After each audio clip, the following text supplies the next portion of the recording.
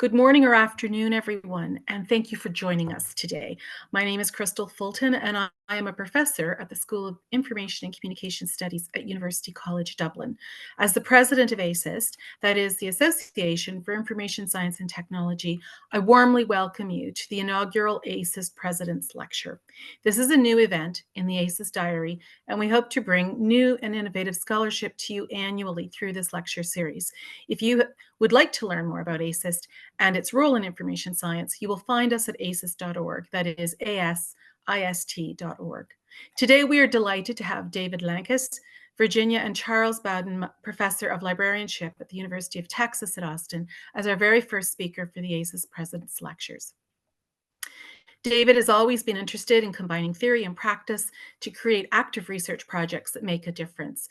His work has been funded by organizations such as the MacArthur Foundation, the Institute for Library and Museum Services, NASA, the U.S. Department of Education, the U.S. Department of Defense, the National Science Foundation, the U.S. State Department, and the American Library Association.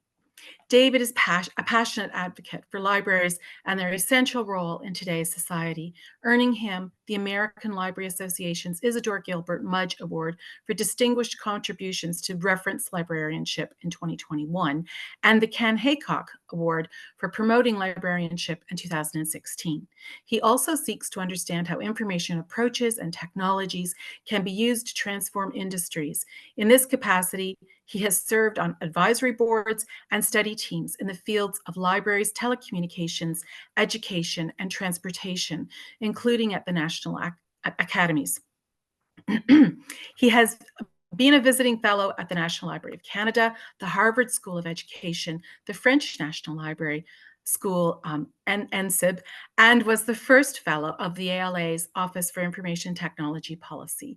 His book, The Atlas of New Librarianship, won the 2012 ABC CLIO Greenwood Award for the best book in library literature.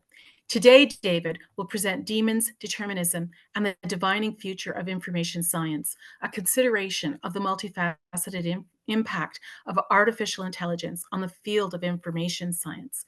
And just before I hand over to David, two housekeeping items. One, our event today is recorded for and by ASIS&T, and we will have a Q&A session at the very end of David's talk. And so without further ado, I'm going to pass over to David. Thank you, David. Thank you, Crystal. I really appreciate it. And I see a lot of familiar faces and a lot of very intimidating names in the participants today. So I hope things will go well. I'm going to bring up some slides because, you know, that's what one does. So let me start by thanking Crystal and ASIS for inviting me to give the inaugural President's Lecture. It's been prepared about 30 to 40 minutes of remarks that could leave us plenty of time for questions, disagreements, and conversation at the end.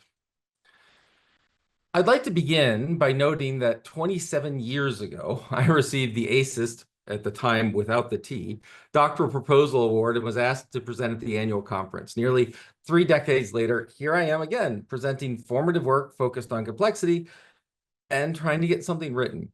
Of course, a lot has happened in those 24 years, and not just that my hair fell out and my ties got shorter. In the intervening years, we have seen a dramatic shift in the information field and the knowledge infrastructure our society is increasingly reliant upon. From the explosion of the internet to the creation of social media, to the rise of too-big-to-fail search engines, things changed and, I argue, have grown more complex. With the growth of ubiquitous and increasingly mobile networks, we saw the true advent of big data and data science. As media turned to streaming and storage turned to the cloud, we saw complementary growth in mis- and disinformation. And now we are faced with the impact of artificial intelligence, a multi-headed hydra that is already having substantial impacts in fields like education and publishing. What does the world look like when the phone in your pocket allows you to not just take a photo of reality, but edit reality itself to match your perspective? How does society adapt to anyone plausibly introducing doubt by calling evidence generative AI? Over the past 27 years, our world has grown ever more dependent on information technology and has shifted from an information on demand world to one saturated with addicting mechanisms of distraction and misdirection. As we information scientists tested and researched and talked and taught, I would argue that the society became more fractured, more confrontational, and less, not more informed. And today, I would like to talk about how we hold some responsibility in this and must make amends. What I have to tell you is that we must throw out narratives around documenting the information world. We must toss aside a seemingly endless quest for concrete definitions of information and information science. We must actively banish language and approaches that seek to elevate theory over practice when they are one and the same, and see that it will take a concerted effort from scholar, librarian, and data scientists to save increasingly isolated and fragmented community. While many of my examples come from the US, I believe that the grand challenge for all of information science is nothing less than saving lives. Throughout the nation, and now internationally, we have solid data that shows increased mortality among the isolated and disaffected. We see the social isolation is equivalent to smoking 15 cigarettes a day. We see a rise in deaths of despair from suicide, drug overdoses, and alcohol-related diseases.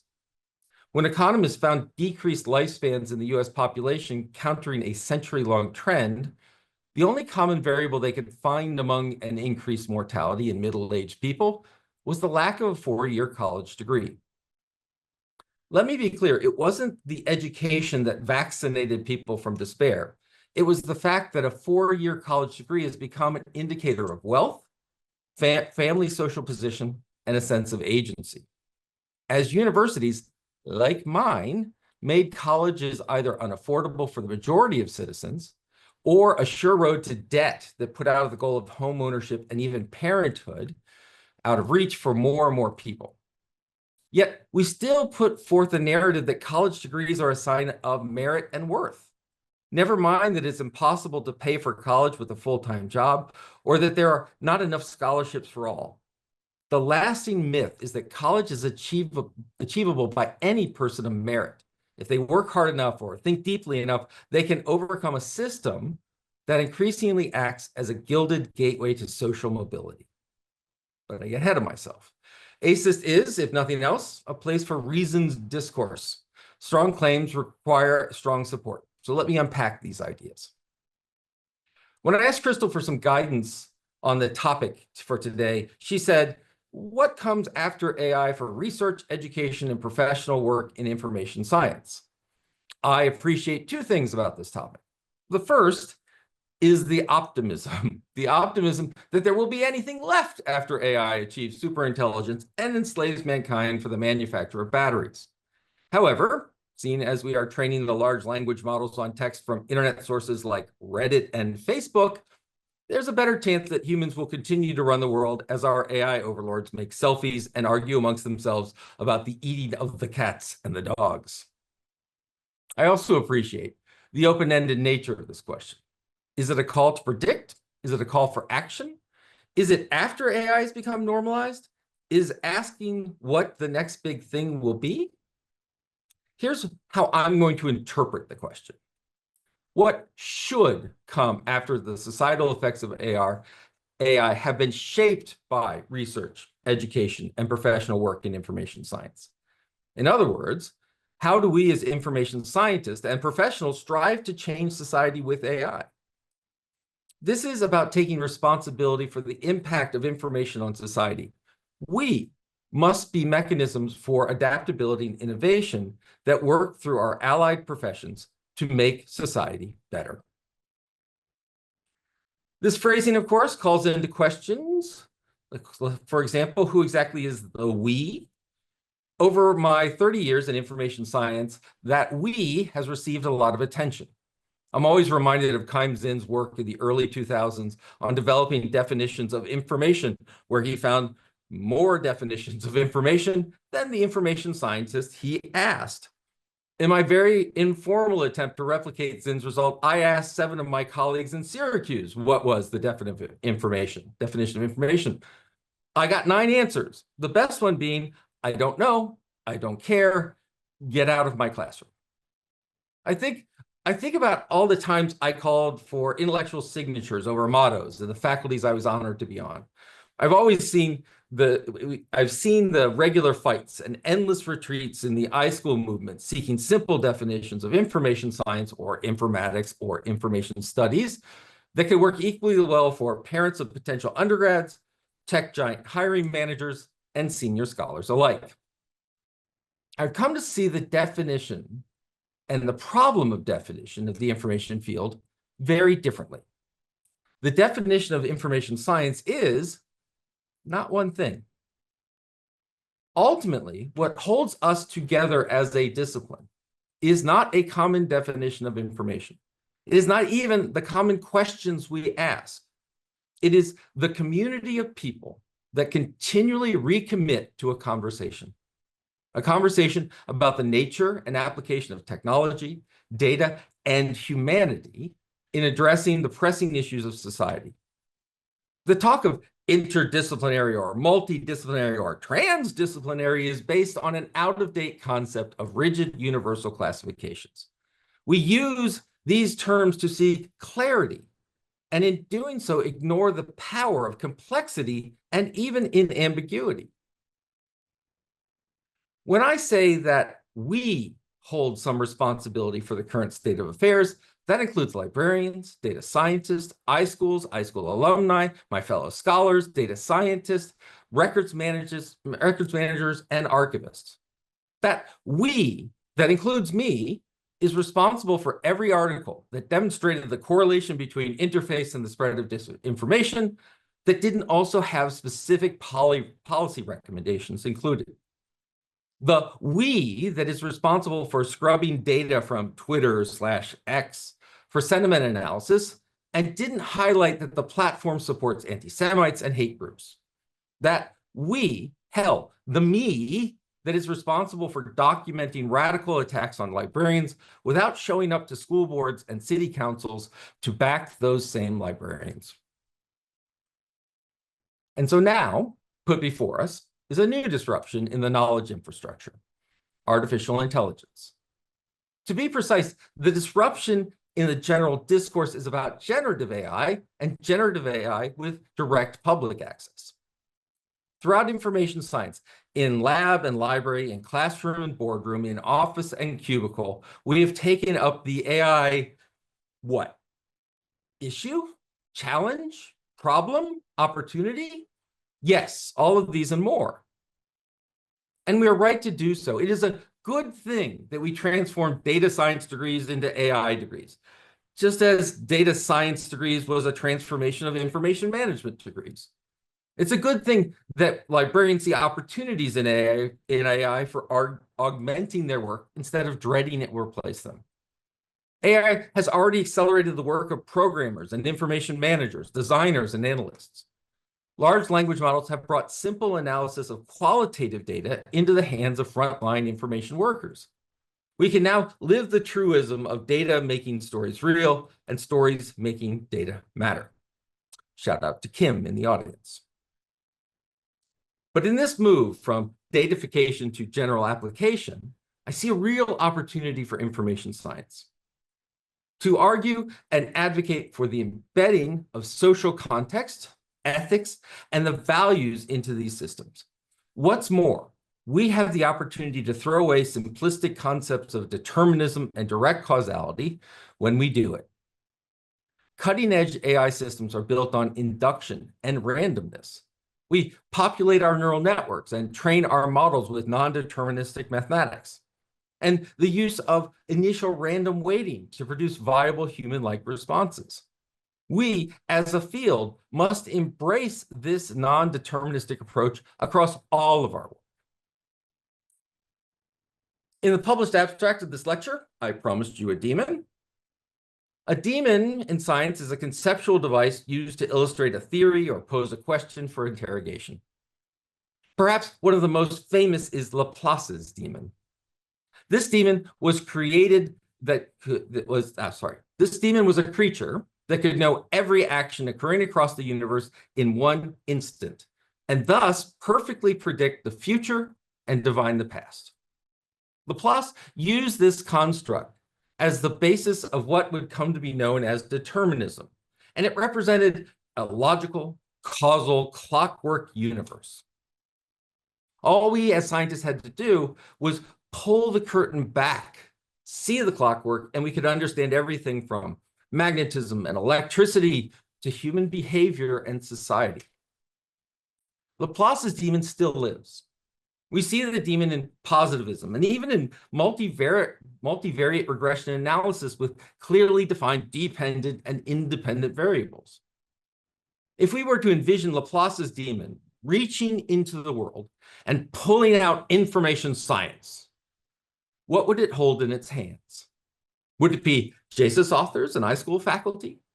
Would it scoop up librarians? Would its hands be large enough to hold information architects, data wranglers, UX designers, systems analysts, and archivists?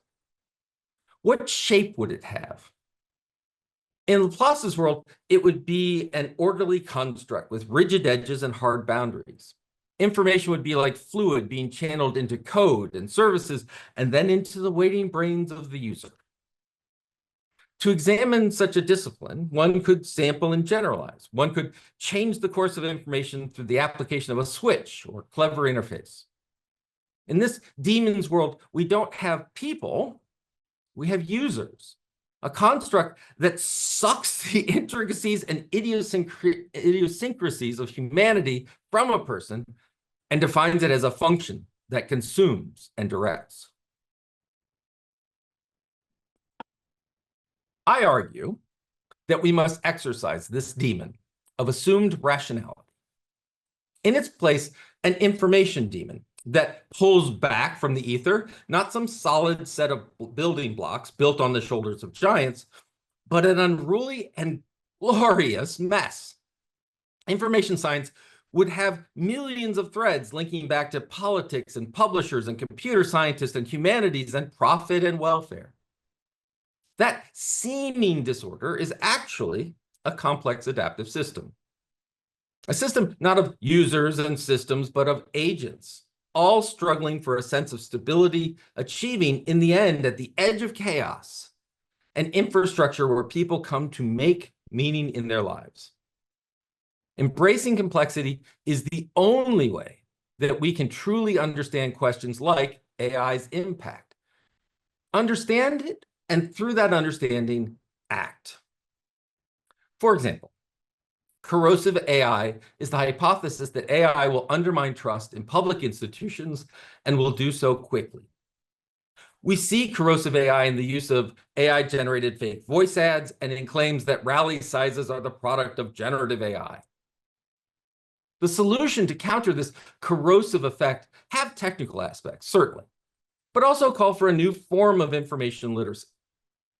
An information literacy that is not about generating skepticism and methods of interrogating information sources, but instead coping with a world where all information is seen as suspect. How do we have an information literacy system that is not about having people ask questions about the world around them and the information they're presented? How do we help people cope when all of the information around them is in question? The ultimate solution is not new AI detectors or digital watermarking or massive re-education of AI tools, but instead in fighting social isolation. The bottom line is that people simply are losing trust in each other.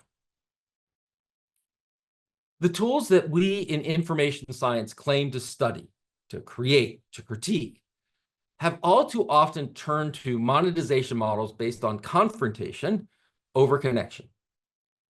Social media is increasingly an oxymoron because one does not build strong social systems on dopamine hits and enraging people to stay engaged on a platform to generate more ad views. Please understand, this is not some global call against markets and profit. Rather, it's a restatement of a simple truth. Well-functioning markets require stable societies. Destabilizing the underlying social connection is an act of self-destruction. In his latest book, The Upswing, How America Came Together a Century Ago and How We Can Do It Again, Robert Putnam tracks social cohesion in the US from the late 1800s until today. He makes a convincing argument that the social isolation Putnam first examined in his earlier book, Bowling Alone, is not a unique creation of modern times, but rather a cyclical phenomenon. He shows how social isolation and disconnection was at a peak during the Gilded Age, but swung to a more connected society at its height in the 1960s. He talks about this cycle as the I-we curve, where members of society focus on themselves and their well-beings, I, versus where communities come together around common goals, we. Putnam is quick to acknowledge that such a swing is not fully inclusive of minoritized populations or women, but even there, limited progress in freedoms and inclusion were made. Putnam points to the mid and late 1960s as the beginning of a swing back from the we, socially connected, to today's I, socially disconnected culture. A culture that on its surface focuses on influencers and selfies, but underneath creates policies that concentrate wealth and erode social safety nets. While Putnam doesn't address higher education per se, the data here also matches that I-we swing. In his book, After the Ivory Tower Falls, Will Bunch describes the shift in higher education from before World War II until today. Bunch recounts the US government trying to figure out how to reintegrate returning veterans into the workforce. They were trying to avoid the protests and marches on the DC Capitol by World War I veterans who found themselves in the Great Depression with no jobs, waiting for them upon return. Part of the solution was the GI Bill that paid for soldiers to get college degrees. Before World War II, higher education was exclusive and privileged. It cloaked its exclusionary practices as a meritocracy. After World War II and the lifting of financial barriers, veterans of all backgrounds and socioeconomic status, but alas, not of all races, entered college. Yet the narrative of meritocracy remained. One got through their classes, earned their degrees, went on to graduate school because they were smart, and the farther they went, the more exceptional they were assumed to be. Another goal of the GI Bill was to support liberal arts education. The idea was to fight fascism and authoritarianism through education. And many would say it worked. It worked so well that as more and more youth went to college and more people realized that their government didn't always live up to their own ideals, there was trouble. The expansion of the war in Vietnam was a breaking point, right along with Putnam's shift from the we society to an I society. State governments started to see higher education as less social building and more as job preparation in the 1960s. Graduates were benefiting from public investments. They could get better jobs because they went through college. They could pick up and so therefore they should be able to pick up part of the cost. Public colleges that were once free now shifted to tuition to support their operations. Universities grew with public investment in both education and research, and now colleges could continue to fuel the growth, first through partial tuition and then through public-backed personal debt in the form of college loans. The end result is that higher education in the United States since the 1960s has become increasingly inaccessible. Will Bunch in his book argues that a great deal of today's political polarization can be attributed to the shift in how merit, allowing you to achieve college degree, was replaced with financial wealth, yet the merit narrative is what remained. Now people who could not afford to get into college because they lacked the means were also seen as lacking merit. The difference between blue collar and white collars became a literal matter of degrees, and so the growing information economy left many behind. We see new technological opportunities and disruptions in the information economy that the information economy continually reacts with new degrees and new tuition schemes. As the population of 18-year-olds dwindled, we have turned to graduate education to pay for our operations. Increasing the number of graduate students, and particularly international graduate students, is now a common funding model. The benefits are a stronger, more diverse, and more educated workforce, but the costs are an increasingly disaffected community that sees only more barriers and less agencies. We've created a vicious circle. Those who can't get a job in the information industry because they can't afford an undergraduate education now need graduate degrees, and often established to increase school budgets, and even now those are farther away. So as to be part of the information society, you need a degree that you couldn't afford. And so now to be part of AI and such, you need a graduate degree, which you really can't afford. And so as our funding models change to embrace more funding through graduate education, helping us and prompting us to create even more graduate experiences, we're leaving people farther and farther behind. A lack of accessibility and quality education is splintering our information economy. When Boeing moved the majority of their manufacturing to South Carolina, it was hailed within the state as an influx of good, well-paid manufacturing jobs. What Boeing found, though, was a manufacturing workforce unprepared for the high-tech requirements of computer-aided construction. They turned to high schools, STEM education programs and internships, and found that too many high schoolers had basic literacy issues. Boeing finally settled on a strategy to get kids at the reading level by grade 3. The solution to greater profit and productivity lay in strengthening basic literacy and public education. This is a solution that is emblematic of a complex approach. We still have folks that ask, why do iSchools prepare both school librarians and AI programmers? It's easy to see it as only a legacy of the information field, but in this complex reality, it is the importance of connecting the essential information professionals to change society. Boeing needed both the AI programmer and the school librarian in order to move ahead in an information economy. Librarianship and information science are neither separate fields, nor do they move to some new homogeneous field. They are identities of people locked in a complex and changing dance, a conversation, to make the world a better place. Which brings me back to how do we make it better? How does AI fit in or push against positive social change? AI, or more precisely, generative AI using large language models, is being built and spearheaded by the same companies that both built the information world we live in today and benefited from the social effects of that growth. They are in an arms race where products are being pushed to the public in the form that makes alpha and beta tests look polished. This is no longer a case of users testing and refining information applications. This is human beings reacting to tools that already have had profound effects and implications for them. This is for teachers who used reading and summarization as a path to critical thinking, for scholarly communications based on human peer review that simply cannot scale to accommodate the onslaught of AI-produced works. And the impact is on artists that must now compete against new productivity equations created by work that wouldn't exist without their unreimbursed labor. It is no wonder that we are seeing an increase in deaths of despair.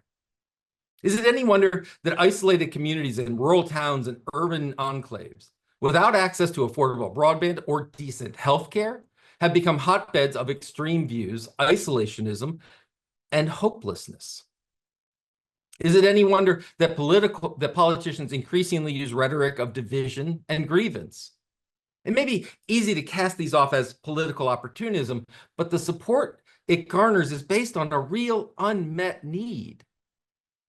Is it any wonder that to overcome the pain of being isolated and unheard is to turn to drugs and alcoholism and suicide, which gives them both relief and something they feel that they can control? The solution isn't to vote for one party or another. It must start with us, the information science community, a community that professes the power of information to liberate and educate. The other day, I was talking with Rebecca Cummings. She's an academic librarian in a humanities research center. She's the past president of the Utah Library Association and a former public librarian. She is also currently running for lieutenant governor of Utah. She's running on a platform that includes fighting against book bans and the censorship of information in Utah schools. She's running to put into action what she was taught in her library and information science graduate program. She is running because she believed us when we said that a civil society encourages the sharing and debate of ideas, especially with those with whom we disagree. When I asked her what lessons I could take from her campaign into the classroom, she said, we needed more teachers and librarians running for office. They, she said, have a unique view of the power of government and information to change lives. Librarians have the skills and everyday experience of ethically connecting people to information, and that was an experience sorely needed in the state houses. I agree, but I would broaden that to include the full range of allied information professions. And so I come back to where I began. The future of information science after AI must be dedicated to saving lives. Our discipline, or as I think of it, our community, has the ideas, the ideals, and the idealists to make change. Seeing us as our information demon would, a connected network of actions and ideas, we can bring about change. Who is better positioned in this time? The discussion of AI beyond our self-imposed walls is not about Markov models and deep learning. These discussions are about who will be left behind and how can we as a society benefit. That is our real expertise, and we need to speak up. Many years ago, at a virtual reference desk conference, I charged the assembled audience to be brave, be bold, and be right. I now task us as well. We must be brave in times when we celebrate the thriving undergraduate programs or the new graduate certificate. We also staunchly defend the school librarians who have been doxxed, labeled as pedophiles, and physically threatened. We must be willing to step away from false cloaks of objectivity and embrace that with the privilege of academic appointment comes an obligation to take what we learn and turn it into action. We must be bold and think differently about the informal caste system we have in place. As we crow about our exclusive acceptance rates in journals and conferences, we must not then become exclusionary in the opportunities we extend to communities. Let us work together with librarians and data scientists and CIOs to craft new academic programs where instead of charging a premium, we slash the cost of access to higher education. Who will be the first to partner with an urban library to offer inner city youth and new immigrants a degree in information science? A degree that includes internships and promises of work in the high-tech world. But we also must be right. Let our outreach to the isolated be based on good science and true participatory research.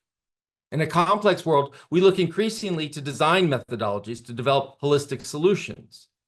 But just as user-based design methodologies can easily be perverted by selecting which users you pay attention to, so must we understand that in order to achieve participatory design and participatory research, we must cede control and ownership to the communities we study.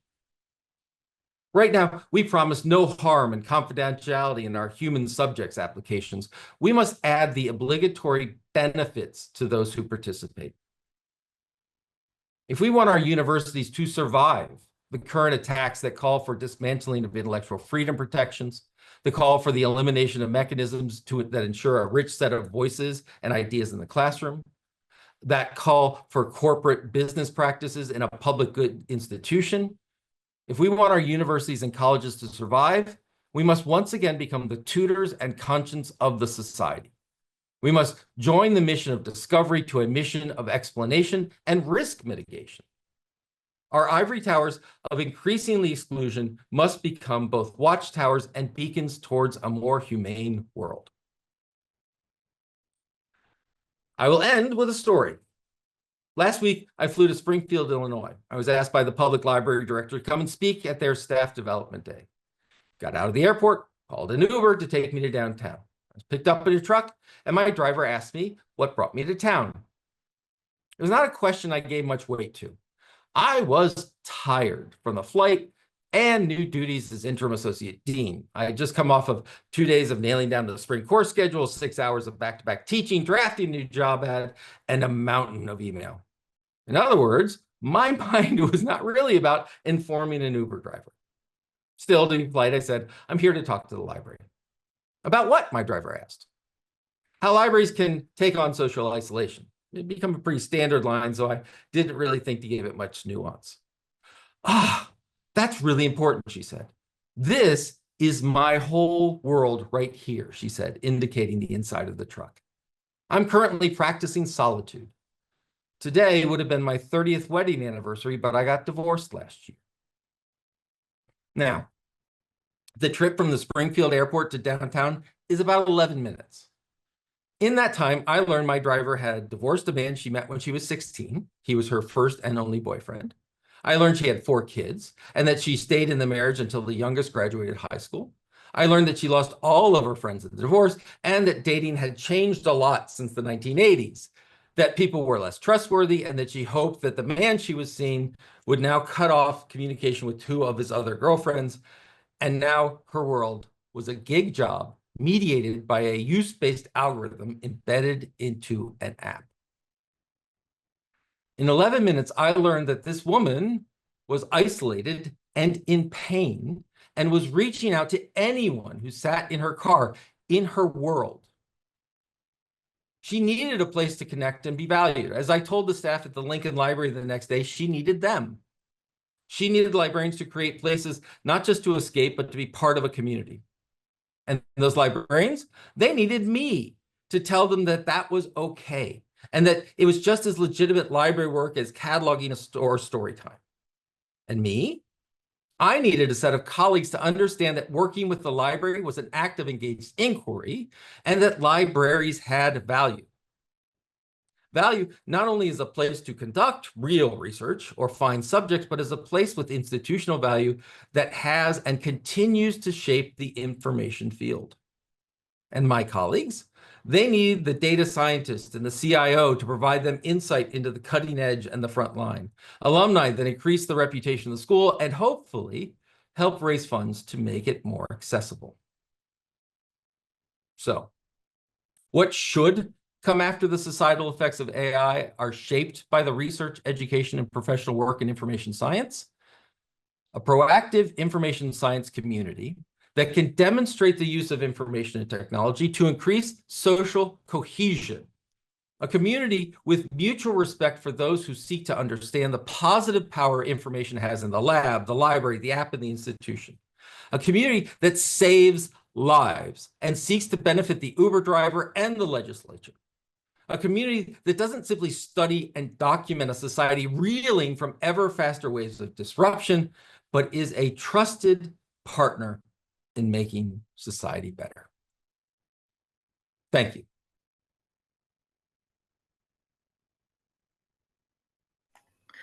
Thank you so much, David. So much in this to think about. We have some time for Q&A. The process that I think we're going to follow is that if you have a question and you'd like to ask David your question, would you kindly raise your hand? We'll unmute you in the order of raising your hand so that everybody gets a chance to ask their question. Okay, so questions. Oh, there's a message in the chat box though. There is a question in the chat we can start with. How can we bridge information science professionals with leaders in corporate America? Great question. I'm going to answer that, but I'm also going to quickly share my last slides. I wanted to ask that just because it has some links, and I know that'll probably be available through the through ASIS site as well. But so while I'm doing that,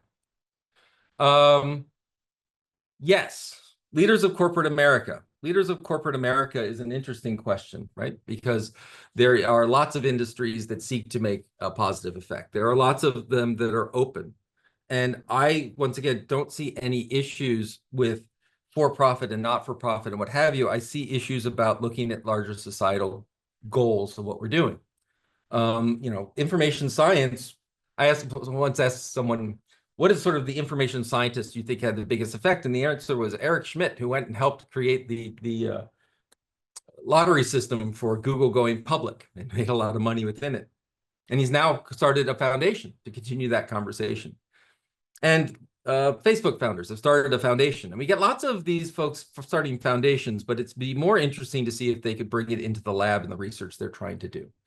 I think that we need more connections. And frankly, I do library science. I don't apologize for it, but I love working within an iSchool environment because a good functioning library needs good bankers, needs good data scientists, needs good technologists, needs good grocery stores, needs a community that comes around it. And I think having people look at the extremes of data science and monetization of personal data and public service and making sure that we have valuable social safety nets in the same conversation or organizational structure is what we need to do. We need to build more bridges across these disciplines because, as I say, we don't need one big definition that explains why we're at the table. We need the respect and the understanding that coming to the table helps us make a greater impact.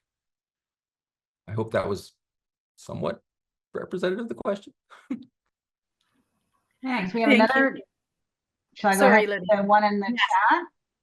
Yep. And feel free, folks, to raise your hand. We will include you too. But the one in the chat says, how can we tailor our existing information literacy instruction to accommodate artificial intelligence tools? More specifically, do we need to change the way we train our patrons since they have access to these huge AI contents? I think the larger question about information literacy is that information literacy has always struggled with a focus on information. Now, I know that sounds stupid, but stick with me for a moment. When we think about a lot of information literacy instruction in K-12, and I notice Mike Eisenberg is online and he can talk about the Big Six, but when we talk about that, when we talk about ACRL's information literacy standards in higher education, when you look at the information literacy requirements, when I was at University of South Carolina, every student had to have an information literacy component to their general education requirements.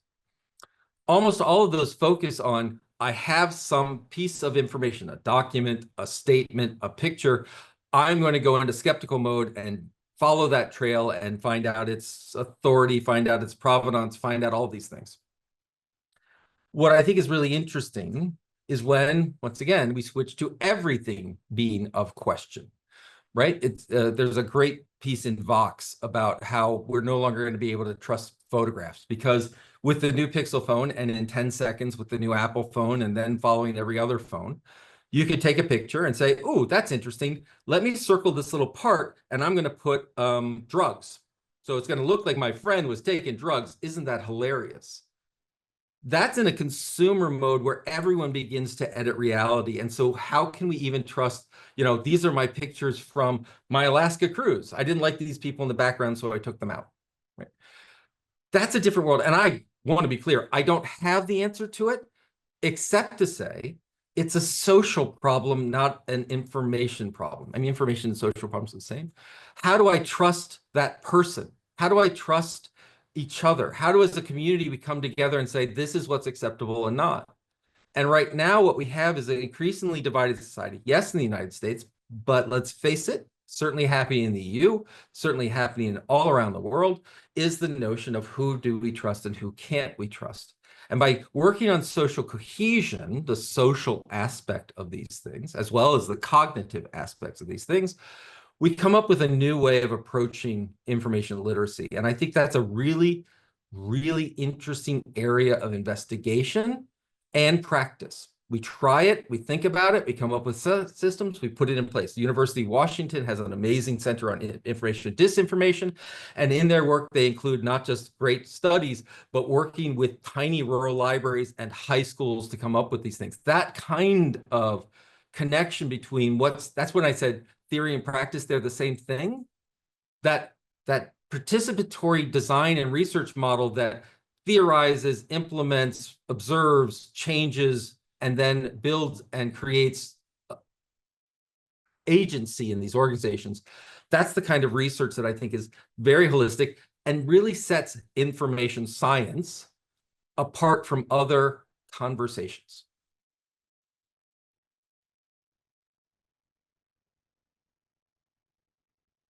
Next in chat, we see information literacy that includes AI. I see two related parts: teaching the skills to use these rapidly evolving tools and understanding the opportunities and risks when using these tools.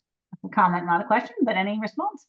Yeah, and I would then add, the third part are building tools, right? Thanks, Kim, for the question. And thank you, Mike, for the link to the Center for Informed Public. Kim and I are working on a project with state libraries. And in that conversation with state libraries, one of the things that they're dealing with a lot is they're getting requests for documents that don't exist. People are using ChatGPT and other systems, Gemini and Copilot, et cetera, and they're generating academic articles, sometimes policy documents, and they're coming to their state library and say, I can't find this article that was cited because it doesn't exist. And what they really wanted, and would be really, really cool, is a turn it in like feature where you can put it in this thing and it comes back and says, nope, that's fake. So there's a technology component. But once again, that larger component that says you don't get to just say that's fake or that's generative AI and have it automatically accepted, because we trust each other not to do that.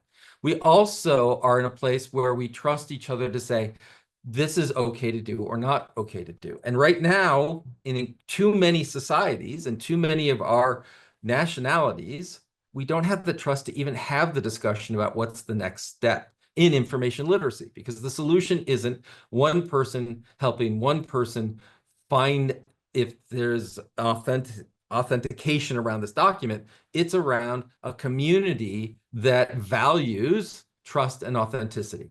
And that value shows up in corporate mission statements. It shows up in regulation. It does show up in our education. So those are I see four components off the top of my head because I've spent too much time on this, right? But you're right. It's the teaching people, it's the tools, but it's really that social cohesion part. Okay, I'm going to go to Christina, who has her hand raised, and then we'll go over to Kate's question. Thank you, David, for a great talk. I kind of want to build off of what you were talking about, because marginalization and isolation happens, on a spectrum within and between many communities. And these aren't issues that are new, right? Like isolation for rural communities and indigenous communities, So I'm wondering, while your question that you had addressed before, or that was asked of you, like what comes after AI, or what do we look at? Well, what comes while AI?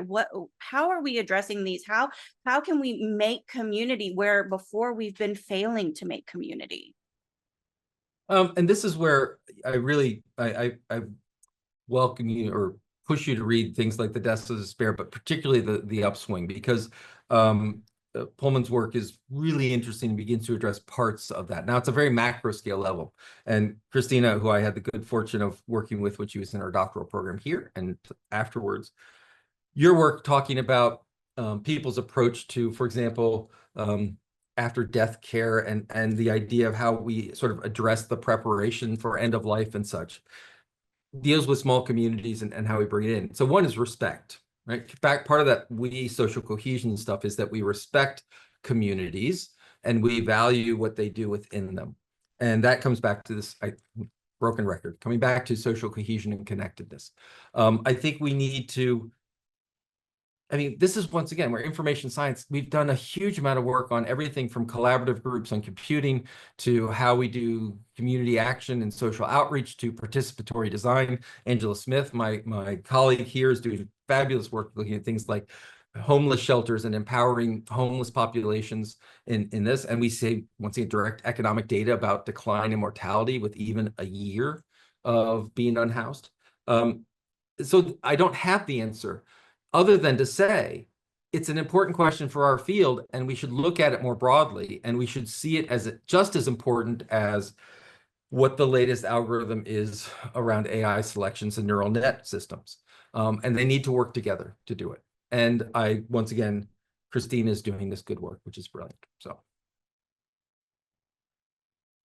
All right, Kate has a question. Is there a space in librarianship / information science / society in general these days for people who decline to engage with generative AI?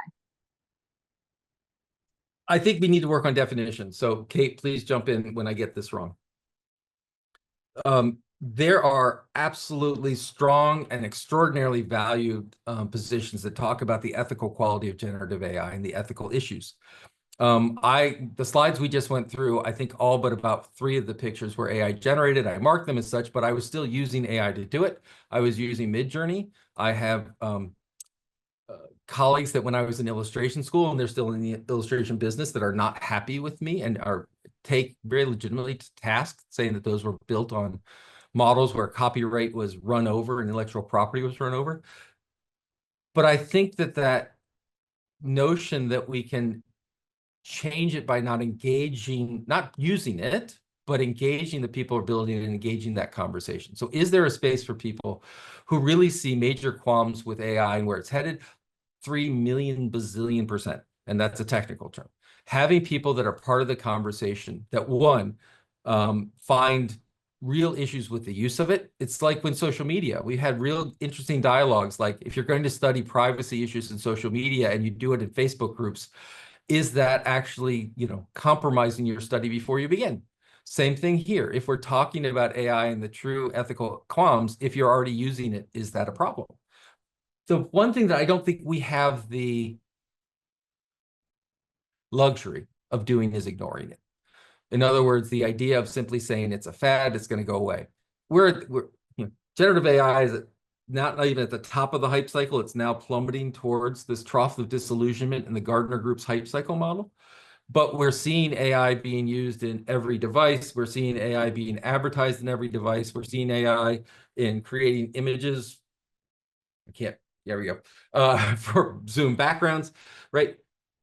Knowing it, seeing it, understanding it, looking at the social implications, and really importantly, looking at who gets left behind is vital to what we do, right? We have lots of AI programs that cost $10,000 and you can get a graduate certificate in AI from my own university, assuming that you were able to afford an undergraduate degree, assuming you had $10,000 to use, and assuming, by the way, that you have good enough broadband to engage in it.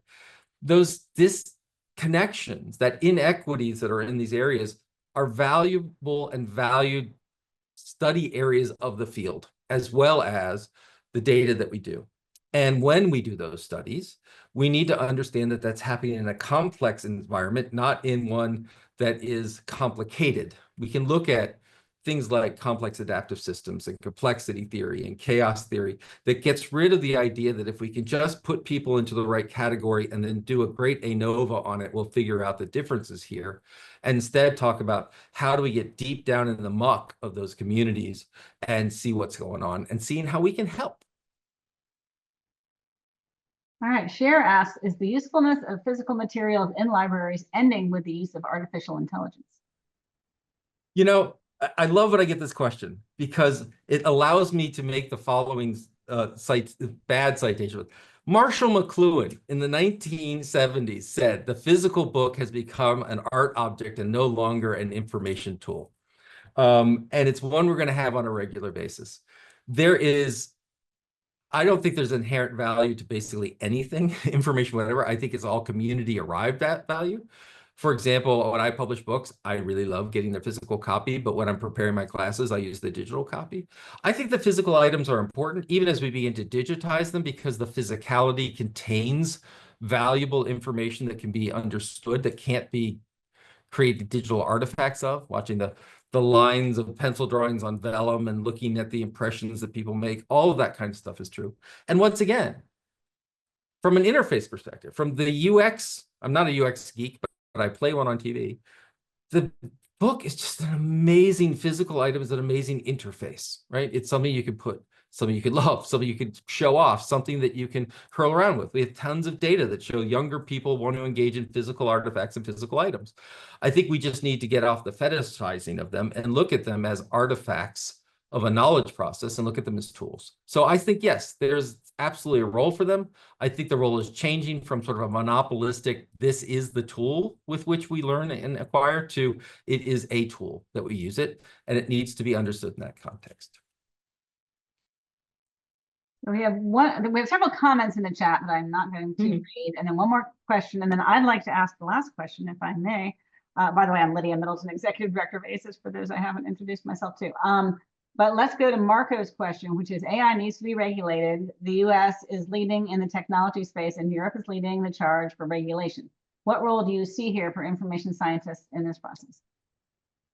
So I'm going to shout out to my my colleague Matt Lease, who recently testified before the Texas legislature on AI. What is it and how it works?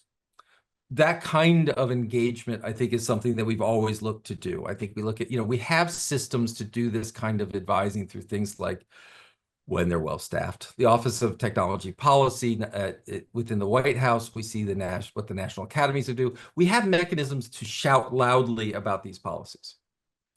What we don't necessarily have right now is engaging our allied professions who are in the front line to look at what those regulations should look like. In other words, we have people like me, we have people like those who run these systems that can have that access, but we don't have that Uber driver who barely knows enough on how to use the app, and we don't have that story that comes up and talks about the impact.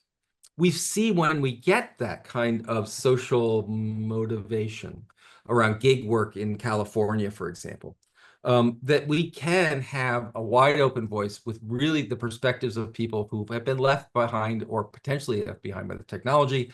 And so our role very much becomes, as information scientists, to go out and seek that understanding, to seek those voices, to empower those voices at the same time, and then to share those voices into somewhat traditional mechanisms around the regulatory process, around the lobbying process, what have you. And then in the extreme, and I hope it becomes less extreme, we run for lieutenant governor of Utah. We talk about that idea of taking social positions. How many people, not just the library faculty and not just the librarians, how many of our data analysts, how many of our information architects are on library boards or school boards? How many people go to our regular community conversations and discourse and talk about how Austin should think about AI and using it in producing materials and producing legislation and producing advertising, right? I think for a long time, like the history of humanity, we thought the minute we published the paper, we were done, and it was time for the next paper. And I think we need to look at what the physics community has done around different applications and weaponization of technology to say the minute we talk about this new truth, this new understanding, we need to talk about the implications and impact of that truth. And if we individually don't feel strong enough to do it, then we need to, as everyone is telling us to do, be multidisciplinary and work in teams where one of those team members are the ones that are the community activists and community organizers bringing it forward. So I'm going to pull on Mike for a second, Mike Eisenberg, who's on this line. It's that idea that we've got to do something. We've got to be active and do the voice. It's why aren't we on Fox News, and why aren't we on CNN, and why aren't we on, sorry, my international stuff is going to break down, but BBC, and why aren't we, when they talk about the new AI technology, they go to computer science, because computer science, one, not only has claimed that space, but they've actively looked at how do they create a social presence as well.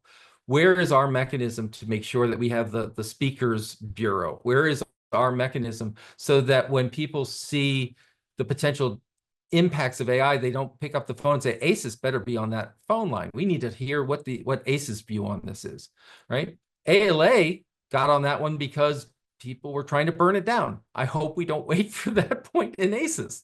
But how can we be out there talking about the implications and applications? When do we, in our doctoral program, do presentation and skills? How do we present that notion and teach skills, not just to teach in the classroom, but to teach in the larger community? These are choices.